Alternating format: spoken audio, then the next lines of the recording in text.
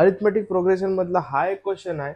9, 15, 21, 27 असा एक क्वेश्चन दिलाय तुम्हाला. याच्यामधला हा सिक्वेन्स एपी आहे का नाही हे तुम्हाला फाइंड करायचं आहे. तर त्यासाठी काय करायचं, हा जो फर्स्ट टर्म असतो याला म्हणतो आपण T1, हा दिला आपल्याला 9.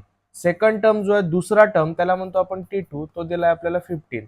तिसरा टर्म म्हणजे T3, तो दिलाय आपल्याला 21. आणि फोर्थ वाला टर्म म्हणजे त्याला म्हणतो आपण T4, त्याला आपण लिहू 27. आता आपल्याला डिफरन्स काढायचा आहे. T2 मायनस T1 काढू आपण, T3 मायनस T2 काढू आपण आणि T4 मायनस T3 काढू. बघा मग आता T2 मायनस T1, T2 काय आपला 15 मायनस T1 काय आपला 9. 15 मधून 9 गेले तर आपले उरणार 6.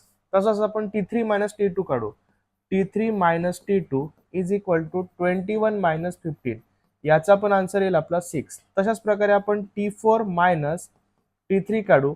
याचा आन्सर येईल आपला 27 मायनस 21. याचा पण आन्सर येईल आपला 6. आता इथं जर आपण पाहिलो, हा पण आन्सर आपला 6 आला, हा पण 6 आला आणि हा पण 6 आला. तर याला म्हणतो आपण कॉमन डिफरन्स आणि त्याला रिप्रेझेंट करतो आपण डी ने. तो आपला आलाय 6. मग इथं लिहून घेऊ, therefore if common difference is same, therefore this sequence